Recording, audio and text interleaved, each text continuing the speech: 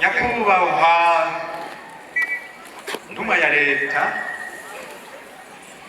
umushikiranganji wa Riyoba ushinzwe igipolisi mu biro by'umukuru w'igihugu asubikiye leta muri runo rubanza, banyakubahwa mushinzwe amabanga atandukanye, nyakubahwa Presidente Bantunganya bigeze kurongora iki gihugu, banyakubahwa bashinga amateka, banyakubahwa bakenguza amateka, nyakubahwa buramatari w'iyi provinsi yacu ya Bubanza, nyakubahwa umukuru wa sentare ashinzwe kubahiriza ibwirizwa shingiro, nyakubahwa urongoye ku rwego rwa province umugambwe CNDD-FDD, nyakubahwa Musenyeri Bonaventure Nahimana urongoye diyoseze nkuru ya Gitega, ukaba unarongoye inama y'abepiskopi katolika mu Burundi, ukaba kandi wari uhagarariye umuvyeyi wacu Papa Francisco muri diyoseze ya Rutana, nyakubahwa Musenyeri Salvatore Niciteretse urongoye diyoseze ya Bururi, ukaba n'icegera c'urongoye inama y'abepiskopi katolika yo mu Burundi, nyakubahwa Musenyeri Gervasi Banshimiyubusa urongoye diyoseze nkuru ya Bujumbura, ukaba unaraba igisata c'amadiyoseze ya Bujumbura, Bubanza na Bururi, nyakubahwa Musenyeri Yohakimu Ntabondereye urongoye diyoseze ya Muyinga, nyakubahwa Musenyeri Blaise Nzeyimana urongoye diyoseze ya Ruyigi, nyakubahwa Musenyeri George Bizimana urongoye diyoseze ya Ngozi, ukaba ari nawe wari uhagarariye umuvyeyi wacu Papa Francisco muri iyi diyoseze ya Bubanza, nyakubahwa Musenyeri Leonidas Nitereka umuvyeyi wacu Papa Francisco aherutse gushinga diyoseze ya Rutana, nyakubahwa Musenyeri Evariste Ngoyagoye uri mu karuhuko, ukaba wabaye uwa mbere yarongoye diyoseze ya Bubanza imbere yuko ugenda kurongora diyoseze nkuru ya Bujumbura, nyakubahwa Musenyeri Simoni Ntamwana uri mu karuhuko, ukaba wararongoye diyoseze ya Bujumbura imbere yuko uja kurongora diyoseze nkuru ya Gitega, nyakubahwa Musenyeri Yohani Ntagwarara wahora urongoye iyi diyoseze ya Bubanza, nyakubahwa Musenyeri Edouard Sinayobye urongoye diyoseze ya Cangugu mu gihugu kibanyi cy'u Rwanda, nyakubahwa Musenyeri Papias Musengamana urongoye diyoseze ya Byumba mu gihugu kibanyi cy'u Rwanda, nyakubahwa Musenyeri Celestin Hakizimana urongoye diyoseze ya Gikongoro mu gihugu kibanyi cy'u Rwanda, nyakubahwa Musenyeri Roger Humbeji urongoye diyoseze nkuru ya Cotonou hariya mu gihugu ca Benin, nyakubahwa Frera Roger Gahise urongoye igisaka c'abadominikani muri Afrika, ukaba n'umwe mu bahanuzi b'urongoye umuryango w'abadominikani ku isi, nyakubahwa Nizigiyimana Cleophas urongoye intara ya Bubanza, nyakubahwa Karen Bizoza urongoye intara ya Cibitoke, banyakubahwa bashinzwe inzego za leta mu mice itandukanye, nyakubahwa umutambukanyi wahoze ari umukuru w'igihugu Domitiano Ndayizeye, banyakubahwa murongoye amadini atandukanye, banyakubahwa basaserdoti na cyane cyane mwebwe basaserdoti ba diyoseze ya Bubanza dusangiye ibanga yo gusukurira igihugu c'abana b'Imana muri ino diyoseze, bavukanyi, bafurera n'ababikira dusangiye umuryango wa bene Dominiko nakuriyemwo, nkaba nitanguye mugabo tuguma turi kumwe. Banyakubahwa bihebeye Imana, muguma mutwibutsa ibyiza n'ukuri urukundo rw'Imana birangura mu buzima bwacu. Bavukanyi ba Kristu mwese mwahawe batisimu itugena mu cicaro c'abakiriye inyigisho, ubuzima, urupfu n'izuka rya Yezu Kristu. Bavukanyi mugize umuryango w'abana b'Imana mu bisata bitandukanye by'ubuzima bwa Ekleziya, bane b'Imana mwese mukoraniye hano mukaba mwashimye kwifatanya natwe muri runo rubanza. Tugire Kristu, tugire Kristu.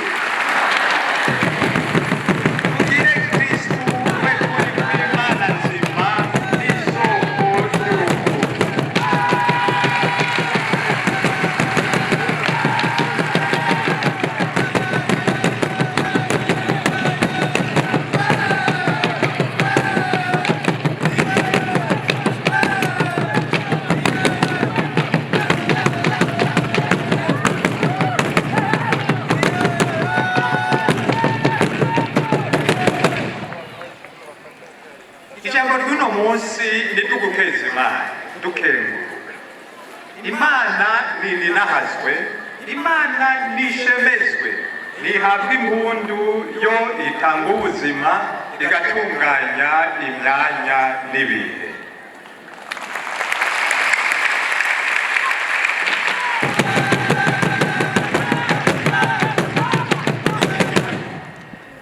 Nihimbazwe yo itunganiriza abayo, ikabarema mu muryango w'abana bayo, niyo yategekanije indinganizo ya Ekleziya n'igisata cayo kiri mu Burundi, niyo yatunganije na diyoseze ya Bubanza. Ubu ikaba iriko irarimbanya imyaka 45. Iyo yadukoranije hano uno munsi muri runo rubanza, ikaturema mu magara make yacu, ikadushinga ubutumwa turangura, tumenya kwitwama hafi, ikadukomeza kugira ngo ishaka ryayo ribandanye ritera imbere. Muzomenye ukuri maze uko kuri kubagire abidegenza. Iryo niryo jambo ryo mu nkuru nziza ya Yohani nashimye ko ryo kwama rimurikira ritumurikira. Igihe Papa Francisco yariko aripfuriza umwaka mwiza abaserukira ibihugu byabo ku kirimba ca Papa i Roma, ari kw'igenekerezo rya 9 ukwezi kwa mbere muri uyu mwaka w'ibihumbi 2025, yasavye abaserukira ibihugu byabo kuba abantu bagenzwa n'umwizero kandi bakawutanga. Yaciye ashikiriza umwitwarariko afise ujanye n'ubukene bw'ikintu citwa ukuri. Ukuri muri ino myaka tubayemo yasanze gutegerezwa kuba umwitwarariko ukomeye, kuko umuvyeyi wacu Papa kuvuga ukuri, kugendera mu kuri, kugenzwa n'ukuri, kugaragara nk'ikintu c'inkoramutima mu bihe tugezemo. Tubishima tutabishima, ukuri kuguma ari ukuri, kugafatira ku biriho n'ukuntu tubimenya. Ukuri n'urukundo nizo nkingi z'ubuzima. Ukuri gutegerezwa gukingira urukundo, nk'uko urukundo rutegerezwa gukingira ukuri. N'ugaha mu Burundi bwacu turakeneye ukuri. Muri aka karere k'ibiyaga binini turakeneye kugendera mu kuri. N'isi yose irakeneye kuba mu kuri. Zobandanya ndavyiyumvira, kandi Yesu yaratubwiye ko ari inzira, ari we kuri, ari we buzima. N'abishe Yesu bagomba gucuza ukuri, ariko ukuri kw'Imana ntigutsindwa. Niho ngishika ukuri muri ino diyoseze, tuzokenera kubanza kumenya amaparuwase n'ubutumwa butandukanye burangurirwa muri diyoseze. Aya mezi abiri ya mbere yoba ayo kugendera amaparuwase, kuganira n'abasaserdoti n'abandi bashinzwe ubutumwa butandukanye muri diyoseze. Ibi bizoba ari visite kanonike uko butunganijwe mu mategeko ya Ekleziya, ariko mu ndinganizo y'umuryango, umuryango w'abana b'Imana, ni vyiza kumenyana, kuganira. Naho uno munsi atari umunsi wo kuvuga amajambo menshi, hariho ibintu mbona no kwitwararika mu mutima, navyo uno munsi byo niyumviriye birashika nkandwi. Icambere, kuremesha ibanga ry'ubusaserdoti. Abasaserdoti ni kirumara mu muryango w'Abakristo. Birakenerwa kubiyegereza, tukaremeshanya, nabo nyene bakegera, bagasangira akanyamuneza k'ibanga basangijwe na Yesu Kristo. Ni vyiza ko bizera, bakengengana, bakaremesha urugendo rusangi bari kumwe n'abana b'Imana bagize umuryango wa Ekleziya. Ica kabiri, guhimbarwa n'ibanga ryo kwihebera Imana. Abihebeye Imana ni itunga rihambaye muri Ekleziya. Imiryango itandukanye y'ababikira iriho muri iyi diyoseze, nayo nyene iguma ikeneye kurema. Imiryango y'abihebeye Imana y'abagabo iri kurushi. Tuzobandanya dusaba Imana bimurikire diyoseze ku bijanye n'abo bihebeye Imana. Kuremesha ingo n'imiryango, ico ni ca gatatu. Kuremesha ingo n'imiryango ni naco civugo diyoseze ya Bubanza yari yashimye kubakirako uno mwaka. Ingo zirema, imiryango yifashe, niho tuba dufise umushinge Ekleziya n'igihugu zubakira. Tuzobandanya tuzirikana iremeshwa n'iterambere ry'ingo n'imiryango. Ica kane, ukunywana no kunywanisha abantu. Sivyo ndabigisha, musanzwe mubizi, izi ntara za Bubanza na Cibitoke zaraciye mu bintu bitoroshe kandi bitari bike. Naho agahengwe koboneka, haguma umwitwarariko w'ibiriko birabera mu karere k'ibiyaga binini, bigahura n'ibikomere dushobora kuba dufise ku mutima, nihahamuka n'ubwoba. Ikibazo cyo kunywana no kunywanisha abantu kiguma kitwega, kandi bimwe bizosaba ko dusangira ubutumwa n'abaduhana urubibe muri Repubulika Iharanira Demokarasi ya Kongo hamwe n'igihugu c'Imana c'u Rwanda. Tukaba duhimbawe n'aba bene wacu baje kudufasha uru rubanza, imigenderanire niyo nyene. Ubwa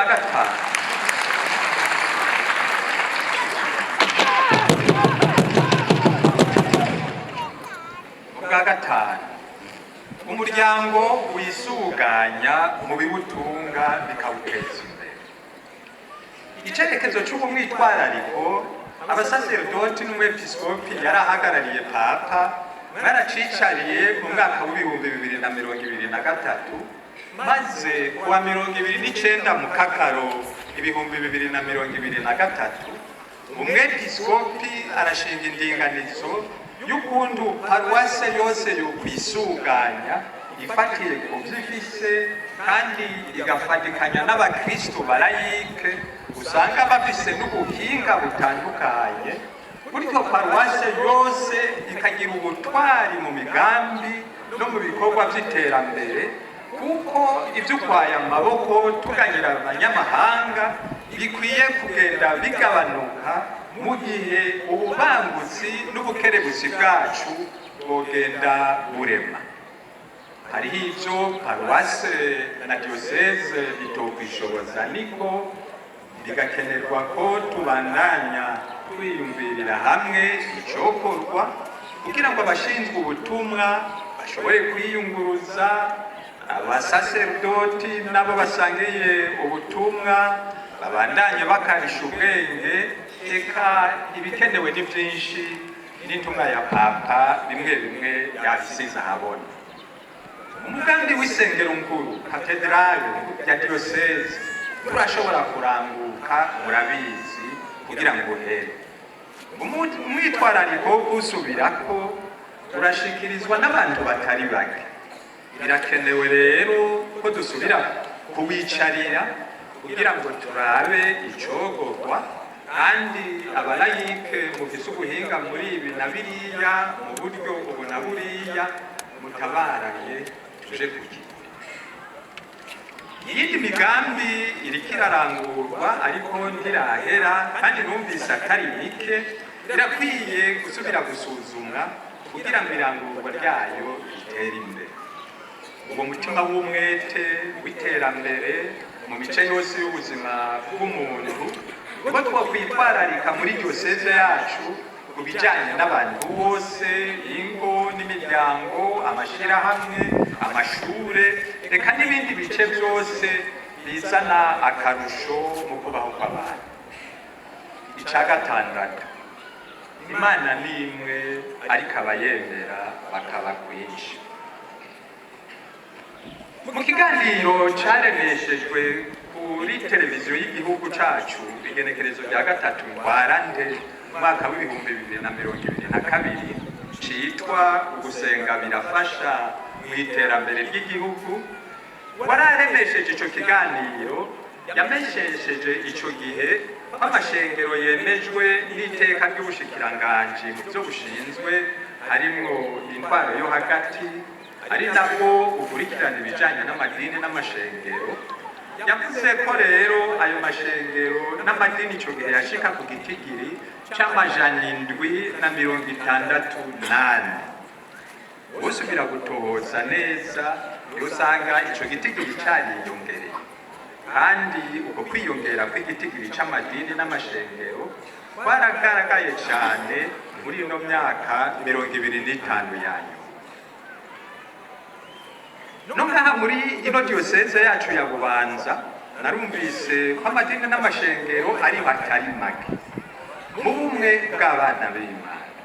Tuzobandanya turabira hamwe ukuntu ukwemera Imana yobandanya riba isoko ry'ubumwe, y'ugufatikanya mu mubano no mu iterambere, y'ukurabira hamwe ukundi imigenzo myiza no kubabarana, cyane cyane ku bakene n'abandi baruhijwe n'ubuzima kubera imvo zitandukanye, zobandanya bitera imbere. Kubitwerekeye abakatolika mu 1983 ibiro bikuru by'abepiskopi byaratohoje biraba ikibazo cy'amadini, niho baciye bandika udutabo tubiri twerekana ayo madini yari icyo gihe ayariyo n'imigenderanire yategerezwa kuranga ukuntu dukorana na Eklezia Katolika dukurikije amategeko yacu. Hari agatabo kamwe banditse kitwa ukwemera kwacu, kerekana neza ibintu nyamukuru dushingira ko mu kwemera kw'abakatolika. Akandi nako bakwise Imana ni imwe ariko abayemera bakaba kwinshi. Ako nako kakaba kerekana ukuntu bamwe dufise ibyo twemera bimwe n'ibidutandukanya, abandi bikaba bitagaragara neza. Twibaza yuko tuzobandanya turaba ukuntu ukwemera kwacu kubandanya gukomera, gutera imbere, gutomokerwa, kwigishwa mu gihe tubandanya tugira n'imigenderanire myiza n'ayandi madini. Ubwindwi, indinganizo y'inzego za diyoseze. Imbere y'uko ndangiza hariho indinganizo y'ubuzima bwa diyoseze ya Bujumbura doreka guca n'ibitabo, naho ariho ngishika ntaramenya ivyino neza. Ubuzima bwa diyoseze bwo buguma bubandanya. Hariho rero inzego zitegerezwa kuba ziriko zirarangura amabanga akenewe mu muryango w'abakristu. Nabivuze ngitangura muri izo ndwi nziza nagomba nze ngendere amaparuwasi ganira n'abasaserdoti n'abakristu bamwe bamwe kugira ngo ntangure gusobanukirwa n'ubuzima bw'umuryango wa diyoseze.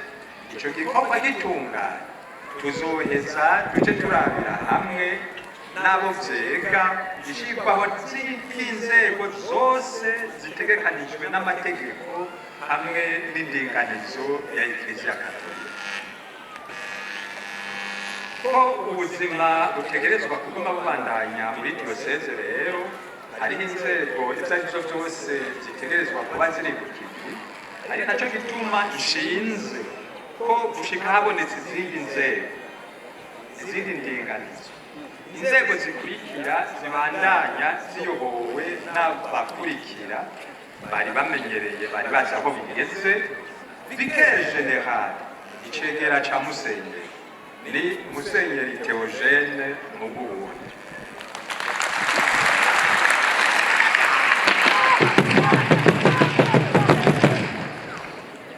Vicaire Episcopo ivyariho vy'umwepiskopi mu ntara zine zigize diyoseze. Mu ntara ya Bubanza ni Patiri Wilhelm Dorere.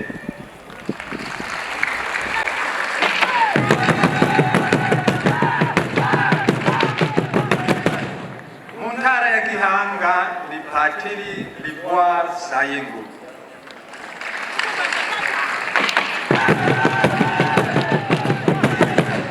Mu ntara ya Cibitoke ni Patiri Elia Bucumi.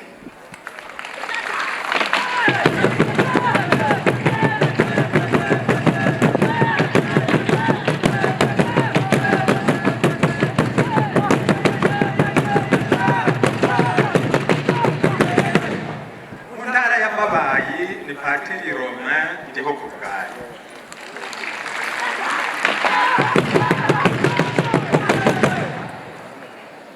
Ekonome General umunyabigega wa diyoseze ni Patiri Methode Ndikumana.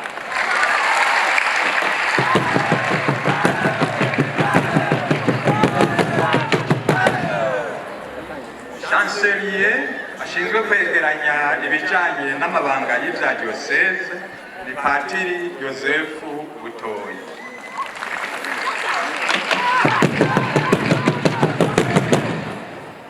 Mu misi ikurikira tuzoba turiko turaganira n'aba n'abandi kugira ngo turabe ukuntu inzego zose za diyoseze zoshingwa uko bibereye kandi ziremesha ineza y'abana b'Imana n'iy'umuryango wacu wa Ekleziya muri diyoseze. Tuzoheza rero dushire ibintu mu zindi nzego zizoba zishinzwe kubandanya igikorwa ku buryo burama. Ndangije nsubira gushima. Sinorangiza ntasubiye gushimira abantu bo muri zino ntara za Bubanza na Cibitoke ukuntu mwatwakiranye igishika umunsi wa gatatu heze igenekerezo rya kabiri ry'uku kwezi kwa Ndamukiza, igihe twariko turimukira ku cicaro c'umwepiskopi Bubanza Ego kubona buramatari w'i Bubanza, bamusitanteri ba Bubanza, Gihanga, Mpanda na Rugazi wamusigati telefone ntizashoboye kumushikira. Abarongozi mu nzego zitandukanye zo mu ntara bakahaba, abakristu bo mu masikursale n'ibisata ibarabara twazananye ryacamwo, abashinzwe amabanga atandukanye mu rwego rw'intara na za komine, urwaruka n'abana bo mu mashure, abasaserdoti, abihebeye Imana, bose umwego basidukanye n'iyonka ngo batwereke umwungere wa diyoseze katolika ya Bubanza yararindiranye igishika cinshi kandi atwongerereje ingoga zo gukorera igihugu c'Imana. Turabashimiye rwose.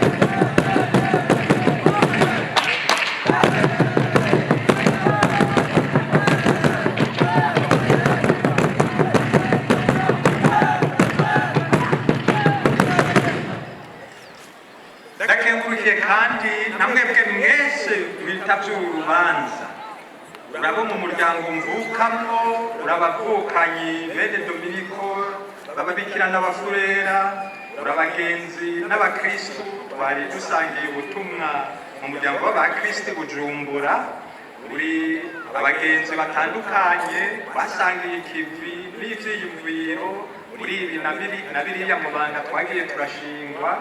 Uri benshi numvise bankunda batarambona n'ukumbona. Urabo muri izi ntara za Bubanza baje gukengurukira Imana kubera akarangamutima ko gukunda Ekleziya. Reka mwese muragahorana imigisha y'Imana.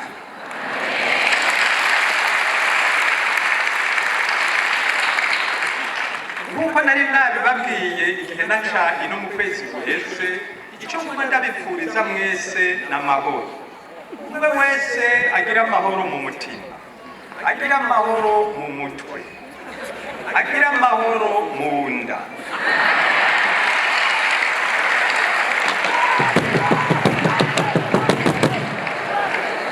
agira amahoro mu biwe no mu twiwe. Mubandanye mugirisha imigisha y'Imana n'akarangamutima k'abana k'Imana. Murakoze.